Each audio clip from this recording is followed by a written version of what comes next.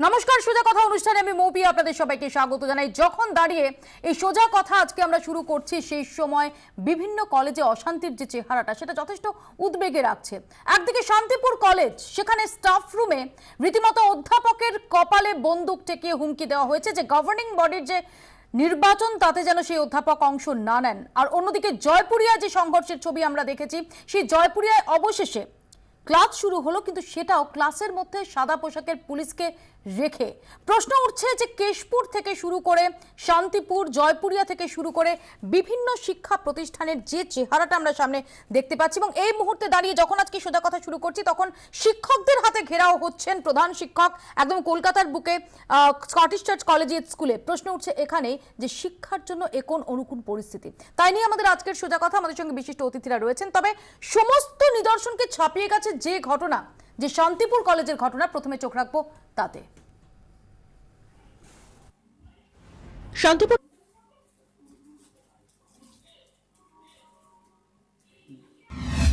অশান্তির শান্তিপুর কলেজ চত্বর দাপিয়ে বেড়ালো একদল বহিরাগত যুবক।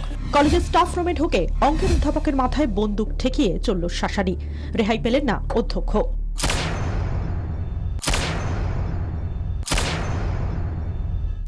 সোমবার দুপুর ৩টে স্টাফ রুমে বসে পড়াশোনায় ব্যস্ত ছিলেন অমরজিৎ কুণ্ডু সহ কয়েকজন অধ্যাপক।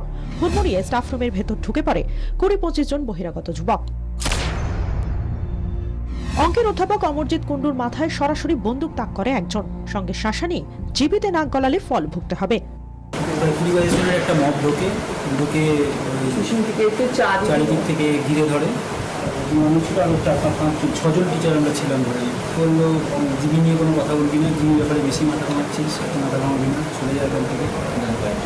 এই করে তারপরে একজন ছেলে পাশ থেকে এসে আমার মাথায় বলল। বহিরাগতরা যখন স্টাফ রুমে দাপাচ্ছে তখনই আরেক দল চড়াও হয় প্রিন্সিপালের ঘরে। নেতৃত্বে কলেজেরই প্রাক্তন জিএস ও স্থানীয় টিএমসিপি নেতা মনোজ সরকার। ডেপুটেশন দেওয়ার নাম করে প্রিন্সিপালের উপর রীতিমতো চড়াও হয় তারা। আঙুল উঁচিয়ে চলে শাসানি। কিন্তু কেন শান্তিপুর কলেজে এমন নজিরবিহীন তাণ্ডব? কেনই বা গান পয়েন্টে অমরজিৎ কুণ্ডু? এলাকার মানুষ বলছেন পুরোটার পেছনেই রয়েছে কলেজ দখলের রাজনীতি। ৩১শে আগস্ট শান্তিপুর কলেজে গভর্নিং বডি নির্বাচন। এবছর অধ্যাপক অমরজিৎ কুণ্ডুর জীবিতে যাওয়ার সম্ভাবনা প্রবল। ওয়েবকোটার সদস্য অমরজিৎ কুণ্ডুর জীবিতে যাওয়া আটকাতেই মরিয়া হামলা। শান্তিপুর কলেজে বিনোজিৎ তাণ্ডবের পেছনে কারা? প্রিন্সিপালের ঘরে ঢুকে যারা শাসানি দিচ্ছে তাদের নেতৃত্ব দিতে দেখা যাচ্ছে কলেজেরই প্রাক্তন জিএস টিএমসিপি নেতা মনোজ সরকারকে। যদিও তার মাথায় কারা বন্দুক ধরলো তা নিশ্চিত করে বলতে পারছেন না অঙ্কের অধ্যাপক অমরজিৎ কুণ্ডু। কংগ্রেসের নাম ভাঙিয়ে কিছু অপরচুনিস্ট লোক এই কাজগুলো করছে এবং শিক্ষা অঙ্গনকে তারা কলুষিত করছে। শান্তিপুর থানায় গতকালই এফআইআর দায়ের করেছেন প্রিন্সিপাল, যদিও অভিযোগপত্রে নির্দিষ্টভাবে কারোর নাম করা হয়নি। সোমবারের ঘটনার জেরে কড়া পুলিশি নিরাপত্তায় মুড়ে ফেলা হয়েছে কলেজ চত্বর, কিন্তু তাতে আতঙ্ক কাটছে না। আমরা ইনসিকিউর ফিল করছি। আমরা বলেছি যে আপনি নিরাপত্তার বন্দোবস্ত করবেন। মঙ্গলবার কলেজ পরিদর্শন করেন এলাকার কংগ্রেস বিধায়ক। ব্যুরো রিপোর্ট ২৪ ঘন্টা। আমাদের সঙ্গে স্টুডিওতে রয়েছেন দুই বিশিষ্ট অতিথি। রয়েছেন প্রেসিডেন্সির প্রাক্তন অধ্যক্ষ বিশিষ্ট শিক্ষাবিদ অমল মুখোপাধ্যায়, এবং আমাদের সঙ্গে রয়েছেন অধ্যাপক মনোজিৎ মণ্ডল। আপনাদের দুজনকেই স্বাগত জানাই। প্রথমে অমলবাবুর কাছে আসবো। অমলবাবু, এটা কি চিত্র? ব্যাপারটা হচ্ছে এই, আমরা দেখেছি যে মুখ্যমন্ত্রী কয়েকবার তার ছাত্র গোষ্ঠীর কাছে বলেছেন যে শিক্ষকদের তোমরা সম্মান করবে। অন্যদিকে শিক্ষামন্ত্রী বলেছেন যে শিক্ষাঙ্গনে কোনো বিশৃঙ্খলা তিনি বরদাস্ত করবেন না, কড়া হাতে ব্যবস্থা গ্রহণ করা হবে। সত্ত্বেও আমরা দেখতে পাচ্ছি সেই যে রায়গঞ্জ থেকে শুরু হয়েছে, রায়গঞ্জে যখন হামলা হয়েছিল তখন ৪৫ বছরের একজন যুবক অথবা মধ্যবয়স্ক ব্যক্তি তিনি নেতৃত্ব দিয়েছিলেন। মুখ্যমন্ত্রী তখন মন্তব্য করেছিলেন যে ছোট ছোট ছেলেমেয়েরা একটু ভুল করে ফেলেছে, এইটাই তিনি সবচেয়ে ভুল কাজ করেছিলেন।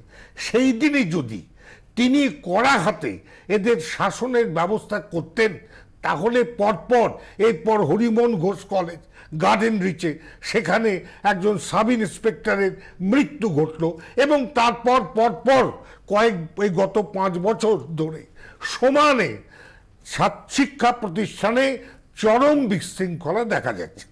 এখন প্রশ্ন হচ্ছে যে কর্তৃপক্ষ বলা সত্ত্বেও ছাত্রগোষ্ঠী তাদের কথা শুনছেন না কেন? দুটো কারণ হতে পারে। এক, যে তাদের ওই ওপরতলার নেতৃত্বের নিচু স্তরের কর্মীদের ওপর কোনো ধরনের কোনো প্রভাব তাদের নেই, তারা তাদের শাসন করতে অপারগ। দ্বিতীয় কারণ হতে পারে এই যে তারা ইচ্ছা করে তাদের শাসন করছেন না, তারা শুধু মুখে বলছেন আমরা কড়া ব্যবস্থা গ্রহণ আমি আসবো করব। আপনার কাছে অমলবাবু, আমি ঠিক এই পয়েন্ট নিয়ে মনোজিৎ বাবুর কাছে যাব। তার আগে একবার দেখে নেব শিক্ষামন্ত্রী পার্থ চট্টোপাধ্যায়, তিনি 24 ঘন্টাকে এই সম্পর্কে কি প্রতিক্রিয়া জানিয়েছেন। শান্তিপুরের কয়েকদিন আগে ওয়েবকুটার জেনারেল সেক্রেটারি তিনি আমায় ফোন করলেন যে শিক্ষক নিগৃহীত হয়েছে। আমি সেই সময় বললাম শিক্ষক কি করে নিগৃহীত হলো আমি এক্ষুনি দেখছি, যদি কেউ করে থাকে সে যে দলেরই হোক, যে পথেরই হোক, যে পতাকার হোক, প্রশাসনকে দিয়ে ধরিয়ে দেবো। কিন্তু সেটা তারপরে কি হয়েছে আমি পরে শুনলাম, আপনাদের টিভিতেই দেখলাম, আপনাদের চ্যানেলে শুভময় বাবু বলেছেন যে এখনো পর্যন্ত ধরেনি। আমি আবার নদিয়ার এসপিকে বলেছি ধরতে। আমার কাছে এই কাল বা পরশুর যে ঘটনাটা ঘটেছে শান্তিপুর কলেজে, সেটা কিন্তু আমি ধরে নিচ্ছিলাম যে সুধীনাথের সঙ্গে এই একটা মিসআন্ডারস্ট্যান্ডিং হচ্ছিল। কালকের ঘটনাটা যখন পরে শুনলাম, আমি সিডি চেয়ে পাঠিয়েছি, আমাদের জেলার সভাপতি আছে তৃণমূলের গৌরী দত্ত বিধায়ক, যদি আমাদেরকে ওই সিডিতে দেখা যায় তাহলে কেউ রেহাই পাবে না, কেউ রেহাই পাবে না। কিন্তু এটা যেমন ঘটনা অতিরঞ্জিত করেও কিন্তু খবর অনেক সময় প্রকাশিত হয়, যতটা ঘটেছে তার থেকেও বেশি। তাই জন্য আমি সিডিটা চেয়েছি, আমার সেই দরকার। মনোজিৎ বাবু, মুখ্যমন্ত্রী কড়া বার্তা দিচ্ছেন, শিক্ষামন্ত্রী কড়া বার্তা দিচ্ছেন। আমরা কি দেখছি জয়পুরিয়া কলেজ ছাত্র সংঘর্ষের জেরে বন্ধ হয়ে যাচ্ছে, যখন ক্লাস শুরু হচ্ছে সেটা ক্লাসের মধ্যে সাদা পোশাকের পুলিশ রেখে। শান্তিপুরে গান পয়েন্টে অধ্যাপক। শিক্ষামন্ত্রী তো যা বলার বলেইছেন, যদি কেউ দোষী থাকে কেউ রেহাই পাবে না, এবং সেটা কিন্তু ঘটছে। আজকে একজন অ্যারেস্টেড হয়েছে, আপনাদের টিভিতেই দেখেছি। মূল অভিযুক্ত যিনি মনোজ তিনিও সরকার ধরা পড়বেন, এখন অবধি তার বিরুদ্ধে কোনো ব্যবস্থা ধরা হয়নি। পড়বেন। তিনি যদি ওখানে দোষ করে থাকেন, যদি এই ঘটনা ঘটে থাকে, কোনো অধ্যাপকের মাথায় পিস্তল ঠেকে তাকে তার নির্বাচনে ইনফ্লুয়েন্স করার চেষ্টা হয়ে থাকে, নিশ্চয়ই অ্যাকশন এবং হচ্ছে। আগেও দেখেছি মাস্টারমশাই, অধ্যক্ষ মশাই যেটা বললেন, সেক্ষেত্রেও কিন্তু রায়গঞ্জের ক্ষেত্রে বিচ্ছিন্ন তো ডেফিনেটলি। এটা আপনারা যে বারবার সার্বিক চিত্রের কথা বলছেন, মাস্টারমশাইরা আজকে ঘেরাও করছেন বলছেন, কালকে আমি যে বিশ্ববিদ্যালয়ে পড়াই সেখানে মাস্টারমশাইরা সিজ ওয়ার্ক করবেন, তাহলে আপনারা এগুলো বলুন। যাদবপুর বিশ্ববিদ্যালয়ে দিনের পর দিনে সেখানে ক্লাস করতে দেওয়া হয়নি, আমরা যারা ক্লাস করতে গিয়েছি বাধা দেওয়া হয়েছে। 4-5 মাস সবটাকে এক করে বলুন। যাদবপুর বিশ্ববিদ্যালয়ে 4-5 মাস আগে আমাদের ভাইস চ্যান্সেলরকে 3 দিন ঘেরাও করে রাখা হয়েছিল, সেগুলো এক করে বলুন। প্রেসিডেন্সি বিশ্ববিদ্যালয় হয়েছে পড়াশোনার জায়গা নিশ্চয়ই। তাহলে কিন্তু মুশকিলটা হচ্ছে আমরা সিলেক্টিভলি কতকগুলো জায়গাকে ধরি, যেখানে বিশেষ করে একটি রাজনৈতিক দলের সংগঠন আছে যাকে আপনারা শাসক দল বলেন, টিএমসিপি, কিন্তু অন্য জায়গাগুলো আমরা সেভাবে দেখি না। তার দুটো এক্সাম্পল দেখালাম।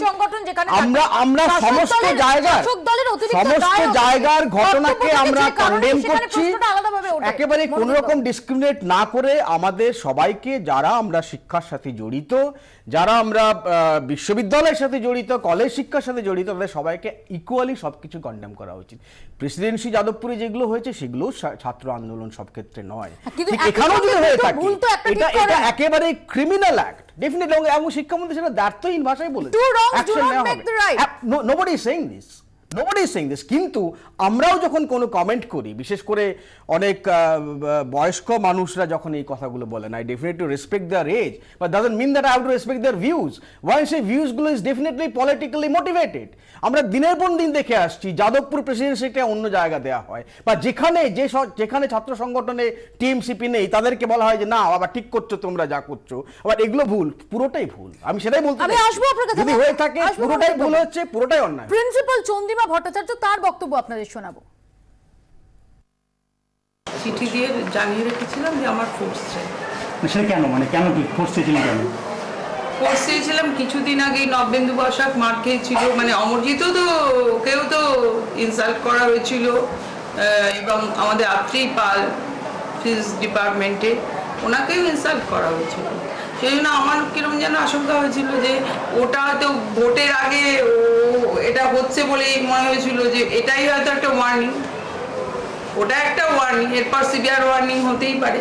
যখন নবেন্দুর এই ব্যাপারটা ঘটে আমি কিন্তু থানায় ডায়েরি করেছিলাম, মানে থানায় ডায়েরি করেছিলাম, মানে আমি তো স্পটে ছিলাম না, ওরা যখন বাড়ি গেছে আমিও বেরিয়ে গেছি গাড়ি নিয়ে, তো ওদের দিয়েই করানো হয়েছিল। হ্যাঁ, এবং আমি থানায় ফোন করেছিলাম এরকম নবেন্দুর এই ব্যাপারটা ঘটেছে। তো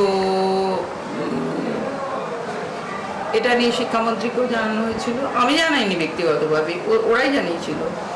এবং এসবের পরেও খুব একটা কিছু লাভ তো হয়নি।